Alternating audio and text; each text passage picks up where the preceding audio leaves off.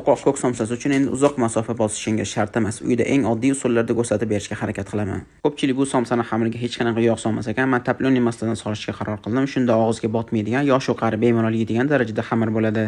Shunaqa qattiqlikdagi xamirni qorib olib, yarim soat dam berganimizdan keyin har bittasi 50 grammdan bo'lgan zo'lalarga bo'lib chiqamiz. Zo'lalarimizni chiroyli qilib dumaloq shaklga keltirib olib, yana yarim soatga dam beramiz. Ko'k somsaning ichidagi masalliqlarni o'zgacha mazali bo'lib chiqishi uchun piyozni mana shunaqa sariyolada qovurib qo'shib ko'rishinglarni tavsiya qilaman. Foydalaniladigan barcha ko'katlarimizni bitta yaxshilab chayib, quritib keyin to'g'rashni boshlaymiz.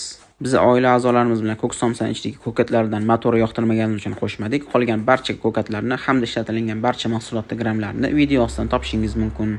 Barcha to'g'ralgan mahsulotlarimizni aralashtirishda ehtiyotkorlik bilan ezormasdan aralashtirish tavsiya qilinadi. Zo'lalarni yupqa qilib yoyib olib, ichiga farsh solib, chetlarini suv bilan namlab olib, oysimon shaklda tugib olamiz. Ustiga ozgina suv sepib 220 gradusda 12-15 minut davomida pishirib olamiz.